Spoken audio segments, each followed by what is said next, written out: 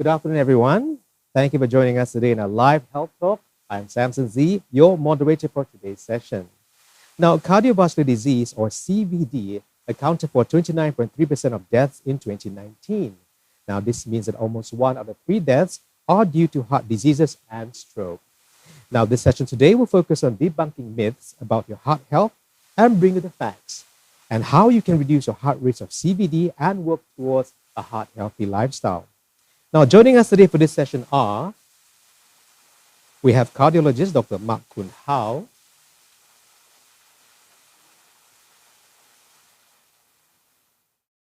and also we have Mr. Kiat, our senior nutritionist,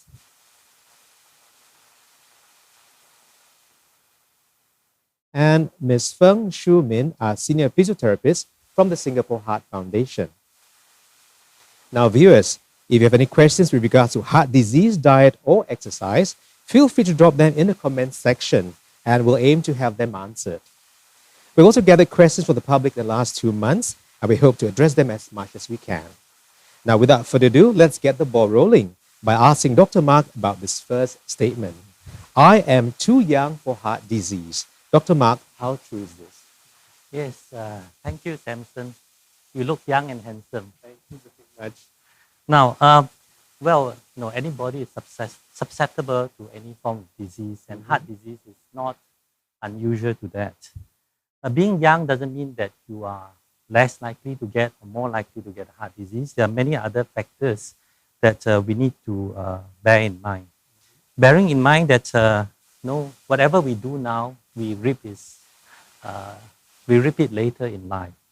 So it is important that, and we know that as a child and as a teenager, adolescent, young adult, whatever we do can affect what will happen later on, because the process of the blockages of the heart artery takes a long time sometimes to occur. So I do see young people with heart attack, and especially those with some form of disorder that, for example, affecting their cholesterol level.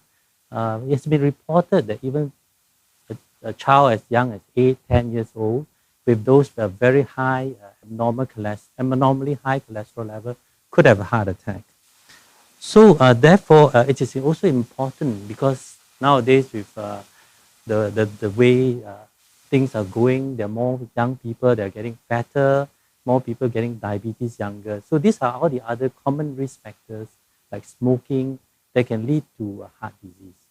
So yes, in a way, being young doesn't mean that you do not have heart disease, but whatever you do now, remember, you will repeat later in life.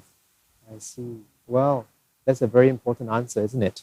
Well, at what point should an individual get checked on their heart health? Well, there is, as I mentioned, what we are checking for is the various risk factors that predispose a person to heart disease. Earlier, we mentioned some of them. Some of them can be changed, and some of them cannot be changed. For example, age is something that we cannot change. Even though we may look young, but the biological clock keeps ticking, and we may not be able to change that. Being a man has a greater risk than a woman having heart attack. So that cannot be changed too. Our ethnicity, being a certain of ethnic groups, for example, being a South Asian or a Malay in Singapore, has been shown to have a higher risk of heart attack. So these are the factors that we cannot change. But there are many, many other factors that we can intervene and help to reduce the risk of having a heart attack, such as cigarette smoking, physical inactivity, the food that we eat. I think later on, Kiat and they will tell you more about food and exercises that will help you to reduce the risk of heart attack. So by about age 18, we may be able to go for some initial health screening, which is offered by the various government agencies and even the Heart Foundation, in helping you to identify some of these modifiable risk factors. They become more important if there are some other non-modifiable risk factors, like for example, in your family, there's someone with early heart attack that may give rise to you having a higher risk of having a heart attack too. As they always say, you can choose your friends, but you cannot choose your family. Well answered. Well, Dr. Mark, you mentioned family history as one of the non-modifiable risks of CVD. Is there anything they can do if they have a family history of heart disease? At the moment, what we can do is that we can help them to modify the other risks that may increases their likelihood of getting heart disease. For example, if they're smoking, to stop smoking. If they are having the unhealthy unhealthy eating lifestyle, I think that needs to be changed and altered to modify to something which is more healthy. And if they do not exercise, some form of physical activity they can do, they can enhance their general overall well-being. So these are some of the actions that can be taken for a person who has a family history of heart disease. Maybe later on when they have other more fanciful therapies like gene therapies and so on, may be helpful, but not in the recent future at least. Well, thank you, Dr. Mark. Now, ladies and gentlemen, our next question goes out to Mr. Lim Kiat, senior nutritionist. Looking good today. You're smiley all the way. Thank you. Now, on the topic of unhealthy diet as one of the risk factors of CVD, now, Kiat, is skipping meals or having various smaller meals good for our metabolism? And is it considered as an unhealthy diet or is it all a myth? Oh, okay. I think for this, we actually have to remember that our body, particularly our brain, actually requires or prefer glucose as a source of energy for us to function effectively. So which is why sometimes if you skip your meals or if you starve yourself for a period of time, you tend to feel a little bit giddy and you can't really think really well. And I think one thing that I want to add on is that a lot of us have this impression that skipping meal will actually help you to lose your weight. That is really wrong. Okay, what happens is that when you skip your meal, one thing that will happen is that your body will actually reduce the rate that they burn the energy. And the other thing, okay, if all of you can recall when you are starving or if you have not been eating for quite some time, the first food, okay, that you recall or you crave about is usually the less unhealthy food, right? I think for myself, when I didn't have the chance to eat my meals at a regular timing, the very first food that I actually crave for is actually my fried chicken. Fried chicken, French fries with cheese, and even sweetened beverages. And the reason is mainly because our brain will actually release signal to encourage us to look for food that is high in fat and high in sugar, because that will actually give us instant relief, to give us the energy for our body to function effectively. So when it comes to trying to increase your metabolism for good health, the best way to do is definitely to eat your meals regularly and of course to enjoy a balanced meal as well. A simple guide to do so is actually to follow the SHF Heart Smart Eating Plate, where you can actually find on our website. And what it suggests is that for a balanced meal, okay, half of it, okay, should be your fruits and vegetables. A quarter of it should be protein, ideally like your white meat or your plant protein. And last quarter, which I would say is very important, is to have whole grain options, such as your quinoa, wholemeal bread, and any type of option that you enjoy as well. Wow, that's an amazing answer. Well, ladies and gentlemen, we hope you have a lot of value and detail coming from that answers. Okay, now, can we consider a glass of fruit juice as a one portion of fruit? Oh, I hear this very often. I think it's definitely better to choose whole fruits as well. The reason being is that if you recall, while you're trying to blend or juice your fruit juice itself, in order to prepare 1 glass of fruit juice, you typically need around 3 to 4 fruits, around that amount, the quantity.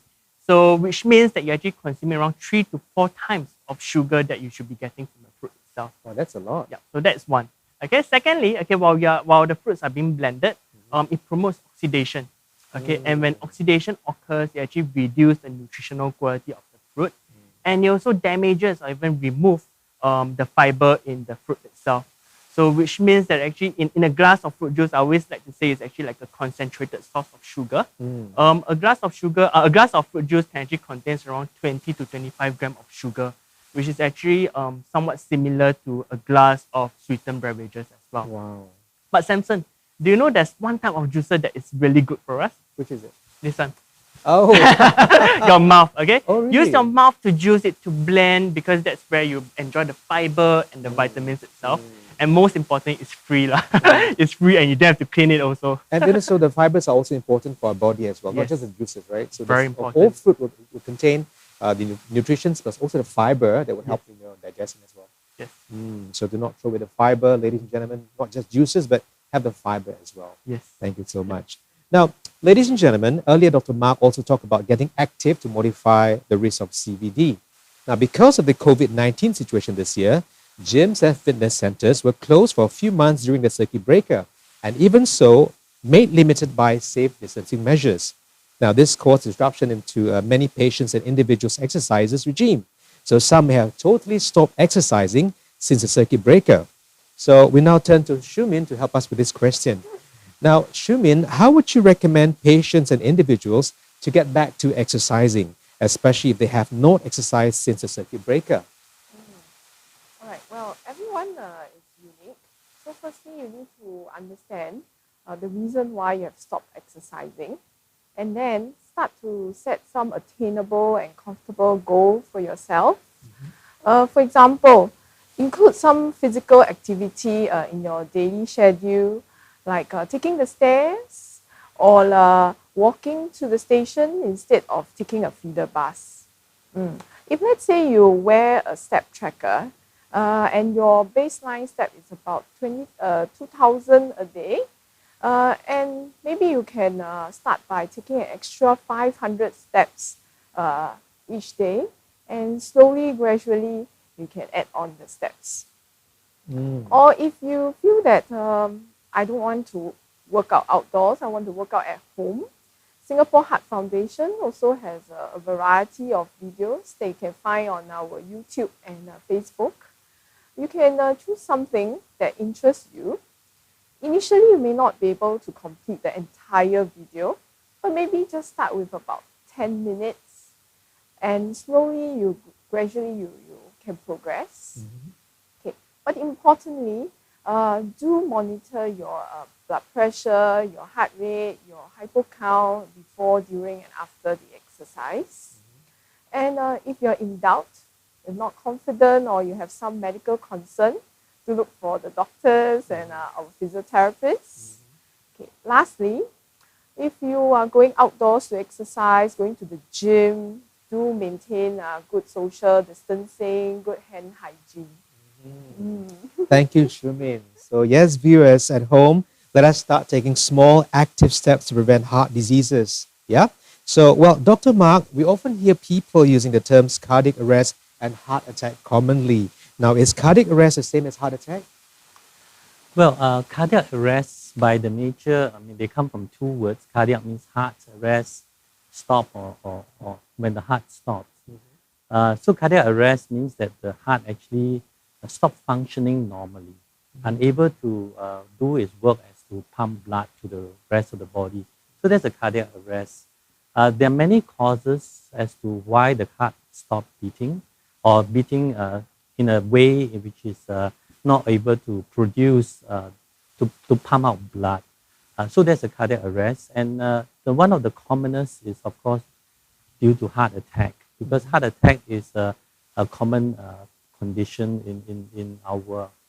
Heart attack, on the other hand, is due to the part of the muscle that is injured or dying because the blood supply to the heart muscle has been interrupted. So that is the major difference. Cardiac arrest means that the heart is unable to produce pump up blood, and heart attack means that the part of the muscle is damaged or injured because of the interruption of blood supply. So the major cause of heart stopping or cardiac arrest is due to a heart attack. And when a person has a heart attack or cardiac arrest, when the heart stops beating, the immediate action is to actually help to try to revive the heart and try to take off some of the function of the heart pump itself. So I think the Heart Foundation has got a good CPR program, a cardiopulmonary resuscitation, or sometimes previously called Keys of Life, but now they don't kiss anymore, as you know, because they're omitting the mouth-to-mouth breathing part and just doing the chest compression.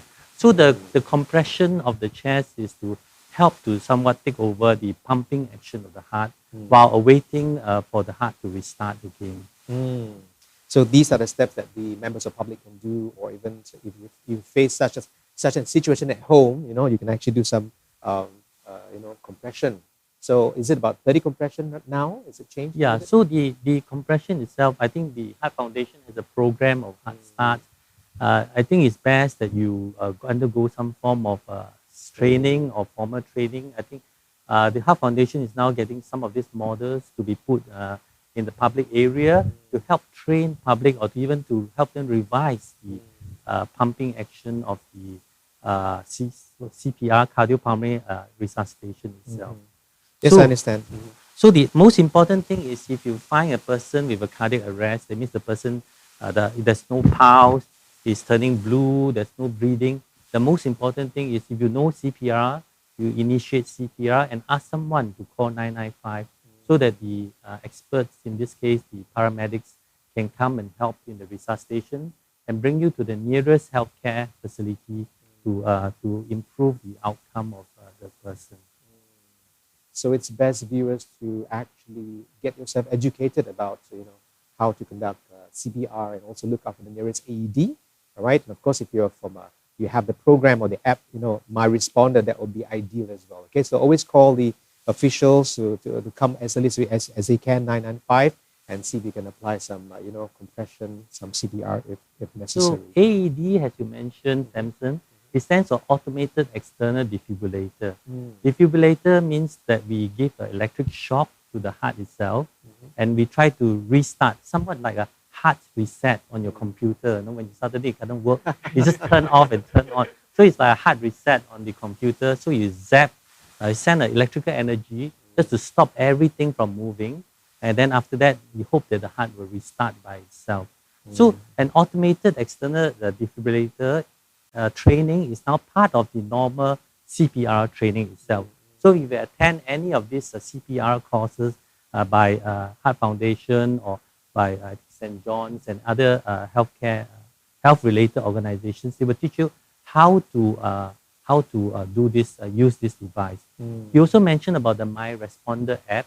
This will help you to locate where is one of the nearest AED that is available. In several of our HDB blocks, they are located in some of them, and in shopping centers, where are they located to? So it is a very important thing to learn how to use this if you want to save someone, especially someone you love. So viewers, go down under your block and find where's the nearest AED if you need, because it's very important to know where it's located. Okay, now, Dr. Mark, through TV shows and movies, we all know that the most common signs and symptoms associated with heart attack is having chest pain.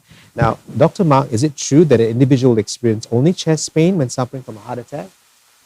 Yes, chest pain is one of the commonest symptoms that you can, a heart attack a person can suffer. As we mentioned earlier, heart attack is due to lack of blood supply. So if you want to try to feel how the pain you feel, you just block off the artery of your hand or your feet for maybe a while, and you find that you have pain when you have that. So there's ischemic pain or pain due to lack of blood supply. Usually it doesn't come on immediately because it takes some time for the lack of blood supply, the effects of the lack of blood supply to have produced the effect and cause the pain.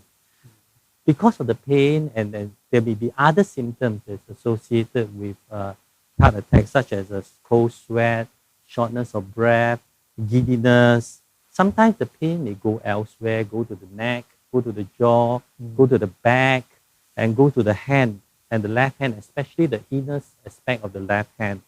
So these are some of the symptoms, sometimes in the upper abdomen too. So for women, they unfortunately may not have chest pain as frequently as men. And sometimes they maybe have other symptoms, just feeling tired, I'm not the same as before. And those are the symptoms for the elderly, and for women, they may not present with the classical symptoms of a heart attack. Well, are the symptoms the same for men and women? Yes, they are the same, just that women are less likely to have the common symptom. The most common symptom is either chest pain or pain in the abdomen or pain in the jaw. Women may have just feeling unwell, just vague, they say chat chat, just a vague chest pain that they have, and instead of the classical severe crushing chest pain. I see. All right. Well, is it true that an individual can experience a minor heart attack? What is a minor heart attack? Minor heart attack, a full-blown heart attack. We have to compare something with something. So when you have a full-blown heart attack is when the blood supply is interrupted and interrupted for sufficiently long time in order to cause damage and subsequently death of the heart muscle.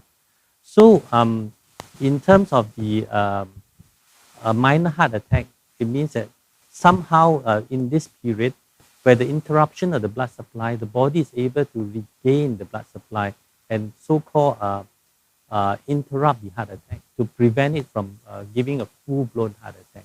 So it may be just a small heart attack in which the interruption of the blood supply was long, but not sufficiently long to cause the complete death of the muscle. So that it will be a major heart attack. In other words, if you have a small little blood vessel that has been completely blocked, that may also result in a minor heart attack. So because the heart attack is a diagnosis made by blood tests, like ECG findings, and by symptoms. All right. Well, thank you, Dr. Mark. So, ladies and gentlemen, be sure to listen to your body. If you have, of course, experienced minor heart attack, it's best to seek medical attention, yeah? Well, thank you, Dr. Mark. Now, viewers, do take note that when you experience chest pains and seek medical advice as early as you can. And speaking of pain, now, Shumin, many believe in the statement, no pain, no gain when it comes to physical activity. Now, how true is this statement?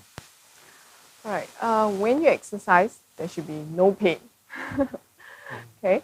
Pain is the body telling you it's time to stop. You should go to consult a doctor or the physiotherapist.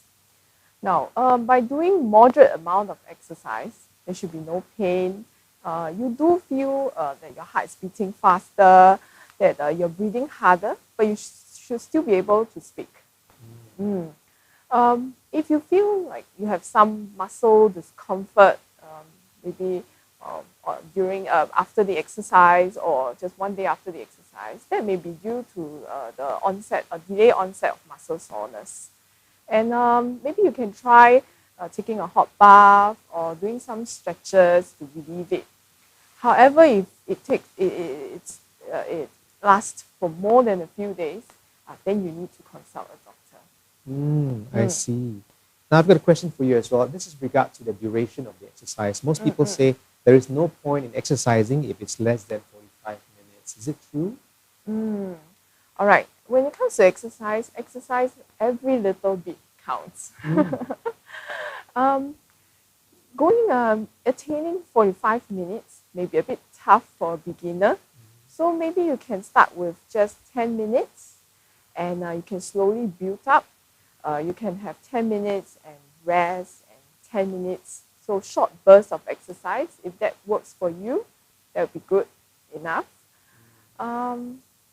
Every little bit counts. So do include some exercise in your daily routine. I think that will help you stick with the plan and continue to exercise. Right.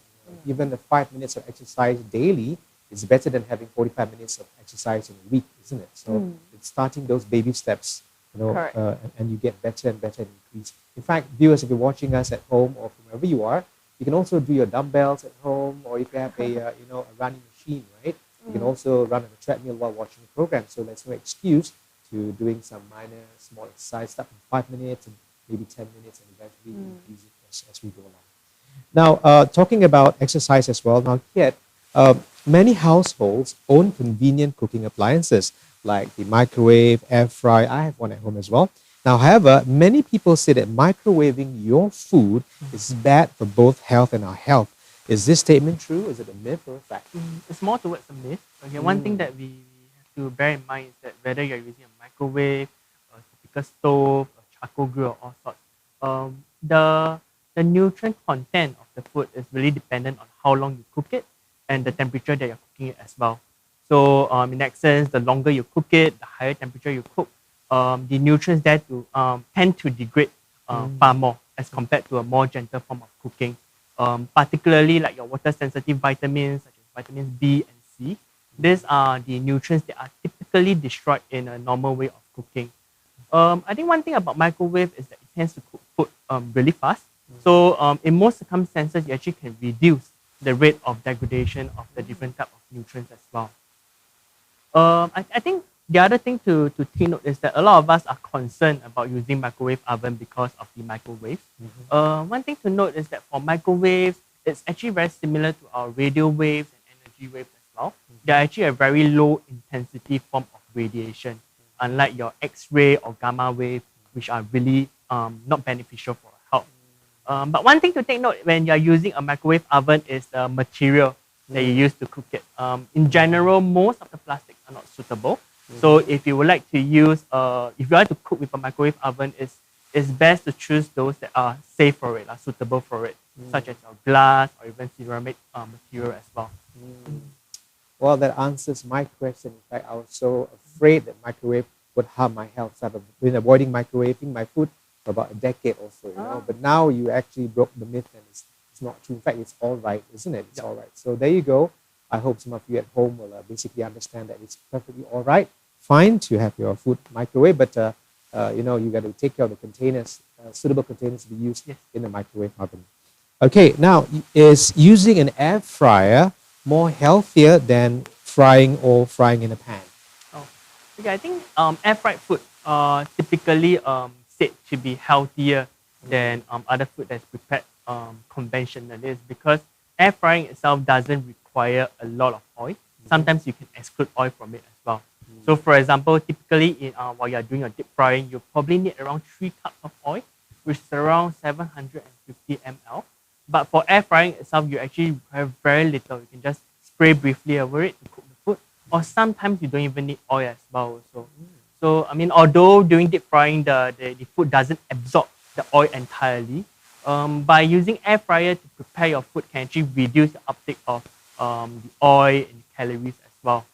But actually to add on to it, it really depends on what type of food you cook with an air fryer. I mean, if you're using processed food to cook, using air fryer to cook the processed food itself, it's not really what we call as healthy eating. The best way to actually use the air fryer is actually to use it to cook your fresh food. So personally, for me, I like to use it to cook my chicken, my meat, and even it helps to roast some vegetables very simple and very easily as well.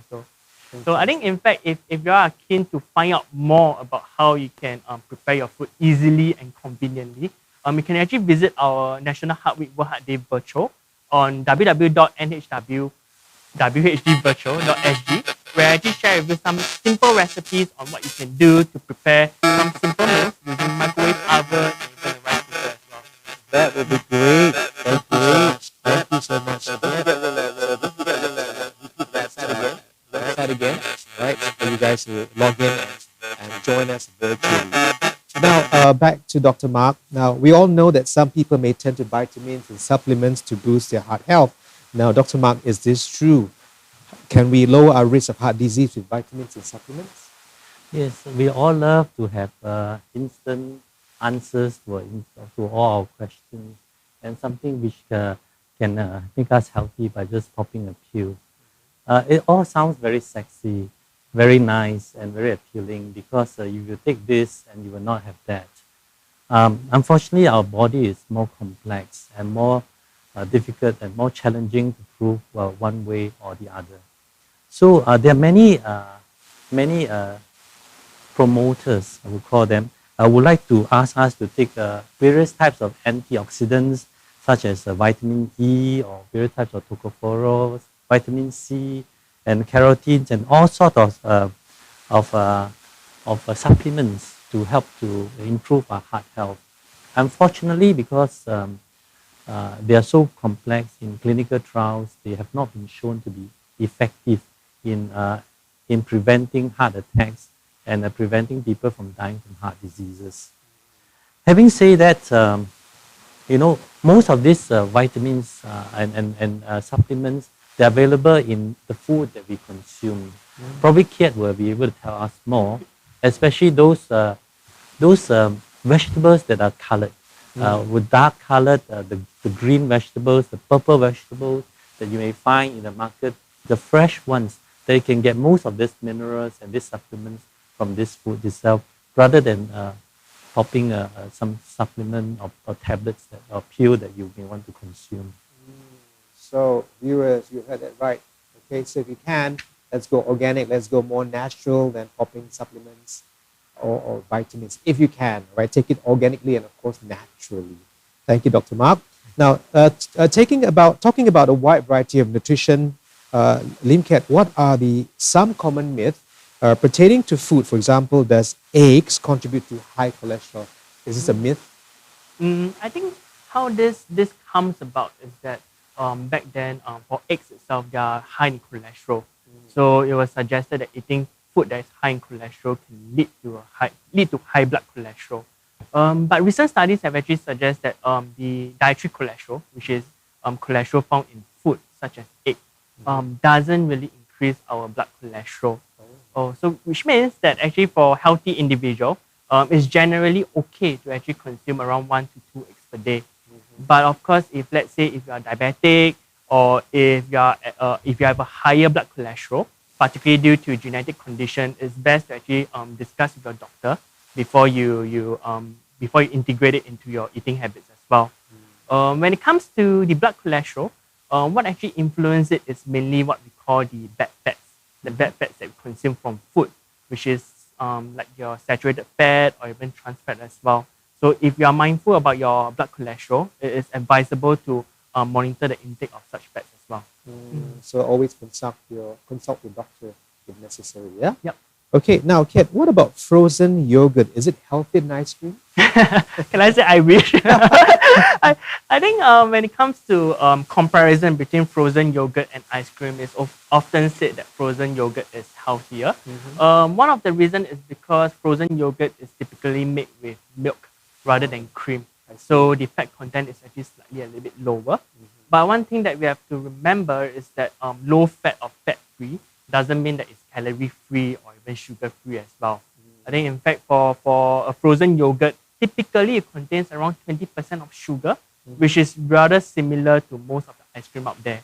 Okay, where actually one tub of ice cream, around 100 grams of it, where actually contains around 200 calories, and which is somewhat similar to what we get from our frozen yogurt as well. So one simple tip for me is that if you really enjoy frozen yogurt or you want a healthier dessert, what I always like to do is to have a plain low-fat yogurt, mix it with your fruits. Okay, if you want a little bit more like dessert itself, you can actually freeze some of the fruits like blueberries, grapes, and even strawberries as well. It goes really well together, very refreshing, and it's actually good for our gut health as well. Like make it into a smoothie and then put it in the fridge like an ice cream, so you can actually enjoy natural nutrients and supplements as well within the fruit itself. Yep. And not to put too much of dairy products in it as well, right? Yep. Well, thank you, Kiat. That's a very great answer as well. Okay, so now moving on to some myths on exercises, ladies and gentlemen. Shumin, is there an ideal time to exercise? Morning's a good time to exercise? All right, there's no optimal time to exercise actually, as long as it fits your schedule, I feel. Some of us like to exercise in the morning and you feel refreshed, or for others, maybe they would like to exercise in the evening to help to eliminate some stress and boost their energy level. So in short, I feel that anything that fits your schedule, that you can stick to it, that's the best time. I think that's so true for myself as well, because I jog at different timings. Sometimes I jog in the afternoon from 12 to 1 where I sweat faster, so I burn faster. And sometimes late at night, about 1 to 3 a.m. in the morning, because I come back work late, and then I think it's the best time to jog in the park because it's so quiet and cooling. But of course, ladies, don't jog in the dark areas of the park as well. It all depends on your own timing. So there's no specific time to exercising, depends on your own schedule, right? And your body as well. Very good. Okay, now, some people say you should work out every day. What do you think? Is it true? All right, this is not true. You should not work out every day, because as you work out, your muscle fibers break down, and it needs time to rebuild and to recover. So maybe schedule in about 1 to 2 days of rest per week so that your body can recover and improve.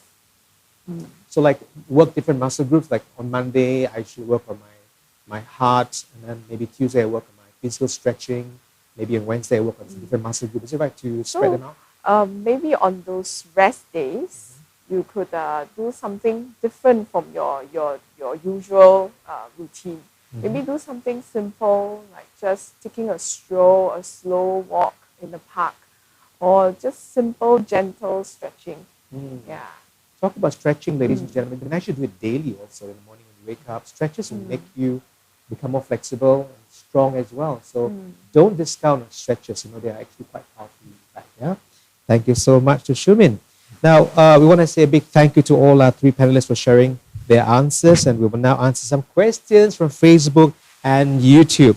So once again, viewers, if you have any questions for our panelists, do ask them in the comments section, and we'll try our best to have it answered. So let's take a look at some questions. Well, here's coming from Susan Lau to Dr. Mark. The recent death of Taiwanese celebrity Alien Huang has brought attention to the condition aortic dissection or dissection. Now, can you tell us more about it and how we can reduce our risk? Well, thank you, Susan, for this interesting question. I was told by Kiat that this is a young, famous actor from Taiwan. And unfortunately, he died of this condition known as aortic dissection. The word aortic is the adjective for aorta. The aorta is actually the largest blood vessel that comes out from our heart and delivers blood to various parts, to all parts of our body. So dissection means that there's a break in the wall of the blood vessel, and there's a tear in the blood vessel wall, and blood now rushes from the channel or the place where the blood flows and flows into the wall, into the blood of the aorta. Imagine the aorta is like a pipe. Of course, it's a elastic pipe, not a pipe. And now the wall of the pipe is broken, and then the content of the pipe is now pumped into the wall of the pipe. So when that happens, it can cause a few problems. One is that because the blood now goes into a dead end, because the pipe doesn't open the other side, so it can cause the obstruct the flow of the channel of the blood vessel. And if the wall, if there's a lot of blood going to the wall becomes thinner and it may burst. So when it bursts, of course, there's a severe loss of blood, and that can kill a person too. So and sometimes when the blood goes backwards, it can go backwards to the heart, and it can block the blood vessel to the heart. It can block the blood vessel to the brain. It can block the blood vessel to the stomach, to the spinal cord, depending on how the tear goes and how the blood in the wall of the blood vessel flows. So that's how it may happen. There are several risk factors. The commonest risk factor is actually high blood pressure. But there are other risk factors, such people with some form of connective tissue disorder. Connective tissue disorder is a big word for things that connects different parts of the tissue. So therefore it's connective tissue. So the wall there are some like plaster, and so there are things that hold the wall together. So when the wall is the plastering is weak due to some factors like genetic factors that cause them to be weak, that can lead to the wall being to be torn more easily than normal, and that happens in a younger person. So conditions such as Marfan syndrome, Ehlers-Danlos syndrome, all this can lead to because they're connective disorder, they tend to have very lax tissue. They can pull the skin up so far. They are very flexible. They can do all these funny contortion things. So those people may have, not will have, some form of connective tissue disorder that can give rise to or predispose them to condition aortic dissection. I see. Now, regards to this condition, we have another question coming from Jennifer Howe. Is it necessary to go for regular checks of aortic dissection or dissection once every few years, or is it only encouraged for people who have 1 in 3 hives? How frequent should I go for my health checkup? I think aortic dissection are those people who are known to have predisposing factors, such as those with connective tissue disorders or those with family history of aortic dissection, should go for regular checkup and then find out about the condition of their health. Aortic dissection is not a common condition. We don't see it as common as heart attacks. So it is also not easy to detect. So the treatment-wise probably will remain like keep your pressure low, a low salt diet, make sure that you have adequate but not too high impact exercises to keep yourself healthy. All right. Now, next question we have is for Shumin, coming from Nigel Ong. Is there any exercise that is good for heart health? It's pretty simple, Shumin. What would you recommend? Okay, we recommend cardiovascular exercises. Okay, exercises are known to provide very long-term health benefits. Okay, it helps us control our blood pressure, our blood sugar, lowers the bad cholesterol, increase the good cholesterol, and also overall improve our quality of life, maintain our stamina, endurance. Well, thank you, Nigel. I hope the question answered. Now, also, this is for Kiat, coming from Shu Hui Wong. Now, she says she loves snacking. Is there any healthy snacks that you like to recommend? Maybe not mention the brand, but also probably the content of the snack. What kind of snacks are good? Me too. Actually, I love snacking as well. So, Really do? Yeah, I think there are a lot of options out there. I think for convenient one, unsalted baked nuts is definitely one way. Nuts and the fruits in the small packets. Small packet. So it's just one handful of it.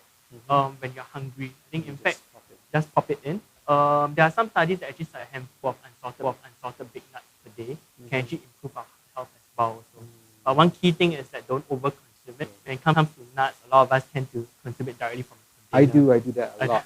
And that's where you tend to overconsume, and that could actually result in weight gain as well, because for nuts they are actually very high in calories due to the good fats content in them.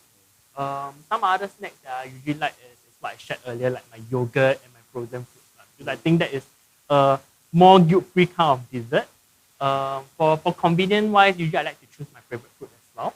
And in fact, if your time permits, you can actually prepare some simple guacamole also. Guacamole, you can take some avocado, mixing some garlic, some herbs and spices and tomato. You can actually dip it with your big tortilla chips and even on your bread as well. What about fruits, like dried fruits or perhaps small portions of fruits as well? I would prefer whole fruits. For dry fruits, I would say it's more towards convenience. But because of like bananas or whatever. It's easier to bring along. Or even apples, or even pear also. There you go. So, you can actually bring your own little snack from home, the apples, you cut them, your pears and bananas and whatnot. Okay, next question coming from Ashlyn Go.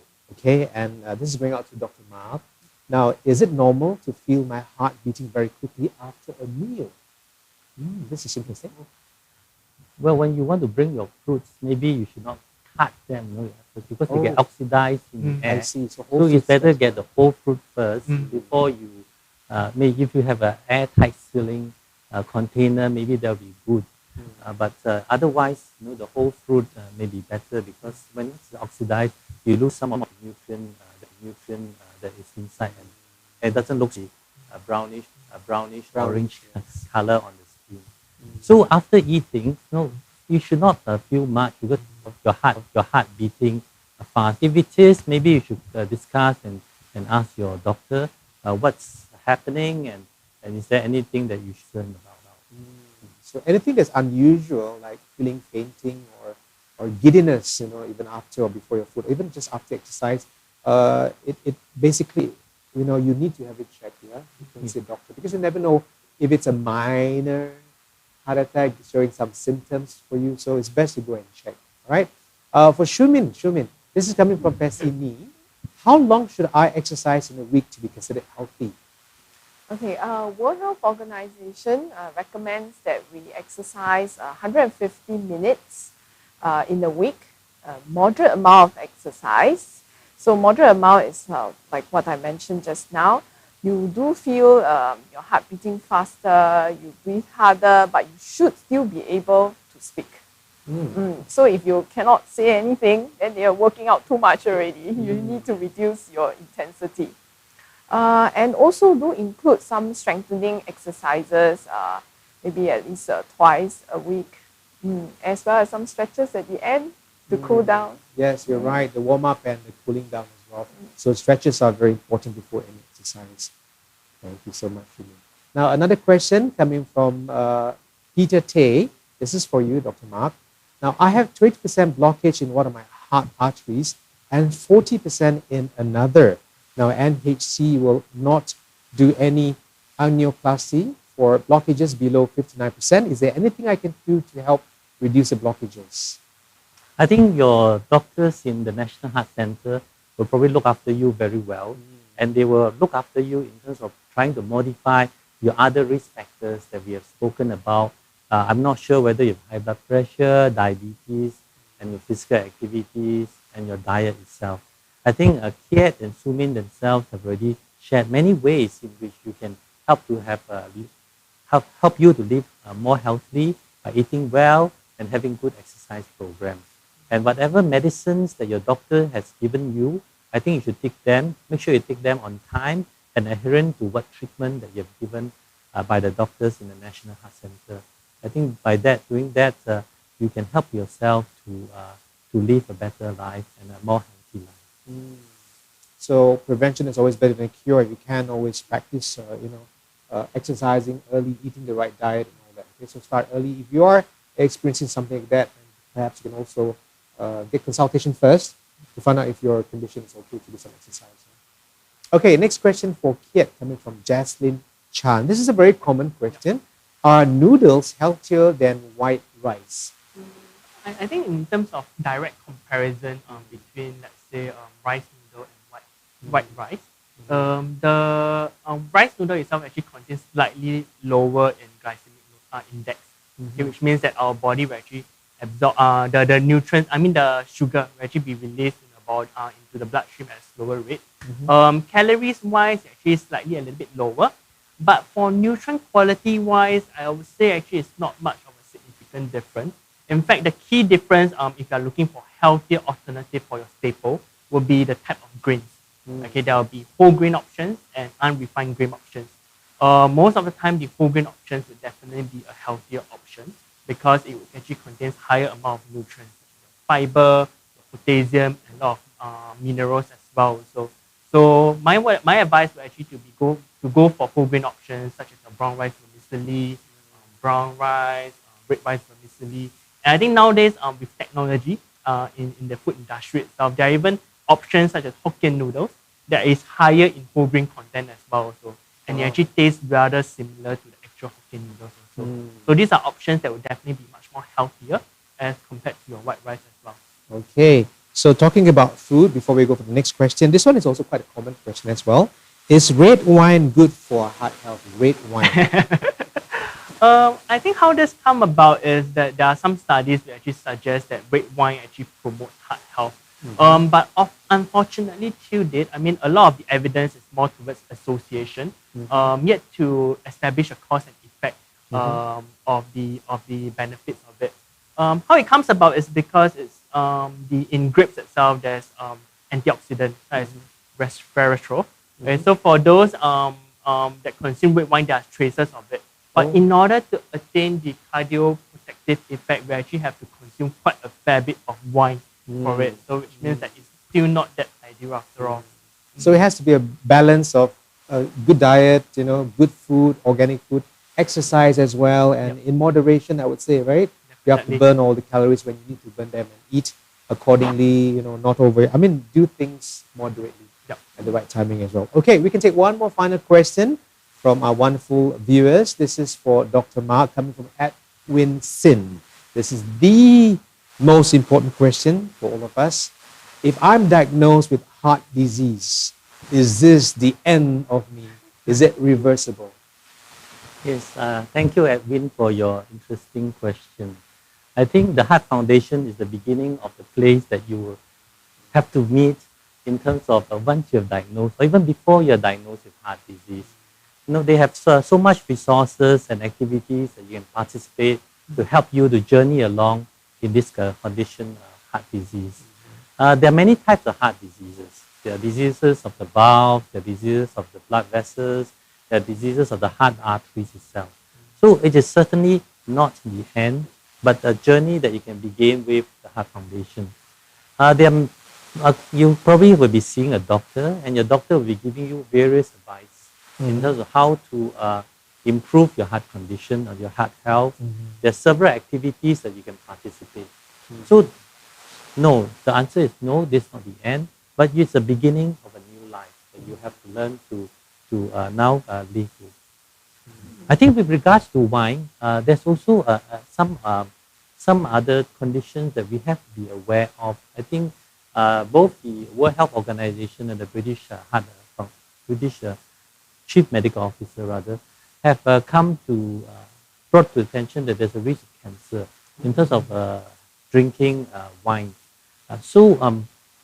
Now they recommend that instead of 1 to 2 drinks or 2 drinks a day for men, they have reduced it to only 1 drink a day or 7 drinks a week for men. In terms of that, because of the potential for cancer risk both in men and women.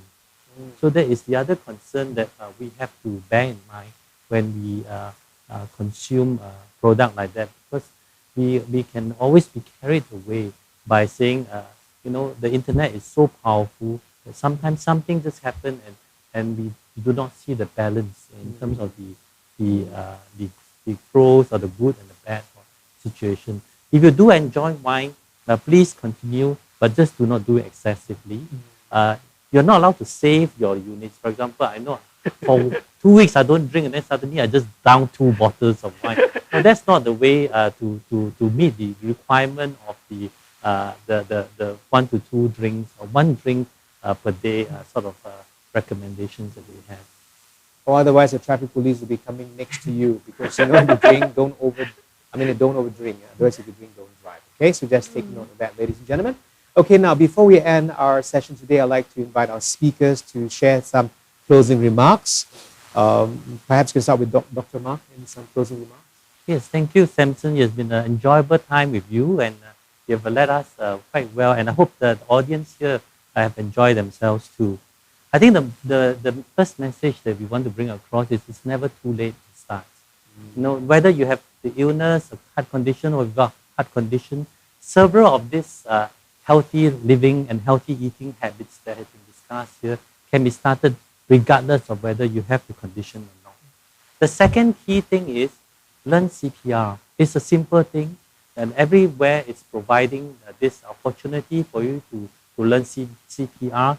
Although it's more challenging in this time of COVID season, but when the season is over, take time, take the challenge, and just learn CPR. You may one day save someone that you love. The third thing is, I think Shumin will probably help us continue to keep active, whether you're old, if you have some form of physical disability, for example, you have osteoarthritis of the knees or hip that you cannot walk, look for some form of physical activity that suits you, that helps you to maintain yourself active, keep on going. And most importantly, as the Chinese sayings always say that, whatever we take, the food, the illnesses come from what we eat. And so this is something that we always have to bear in mind, that be careful of the diet and just eat healthy. Thank you. So therefore the saying, you are what you eat, isn't it right? Yeah? Okay, so let's cross over to Shumin as Dr. Mark just connected with you. Any last few words that you'd like to share with our viewers? Okay, thank you. I think it is known that exercise is good for our body as well as our mind. Okay, but first we need to understand the kind of exercise that we do, the amount, the frequency, the intensity. Always listen to your body. There should be no pain during exercise. Okay, exercise at your own pace. Yeah, and whenever you are in doubt, do go to your doctors or your physiotherapist, or like what Dr. Mark has mentioned, if you do have other medical concern, yeah, if knee pain, there's still other forms of exercise that you can do. So do consult your therapist or your doctors. Okay, and I think lastly, I think enjoying your exercise is very important. It will benefit you for a lifetime. Thank you. And thank you so much, Shumin. Finally, Kiat, tell us more. I think for me, I think I just want to emphasize that there's no shortcut to good health. For good health, I think we will actually need to eat healthy and be active as well. So, and one last thing that I want to share today is that when it comes to healthy living, my tip to do so is actually to take baby steps. Do it progressively so that it will be sustainable in the long run and you'll find it enjoyable as well. Thank you, Kiat. Very short and sharp. Well, thank you, speakers, for joining us today, and to all of you viewers for joining us at a live health talk today. We hope you gained some knowledge from today's session. Now, if you're interested to find out more about heart health information, tips, and exhibits, you can head on to www.nhwhdvirtual.sg to explore the National Heart Week World Heart Day 2020 virtual event, which will be available till the end of October. Now, together we can fight cardiovascular disease and COVID-19. And with that, I would like to say thank you for tuning in. I'm Samson Z, and it's been a great pleasure hosting this event, and I wish you all a pleasant week ahead. So I'd like to say bye for now. Thank you for joining us.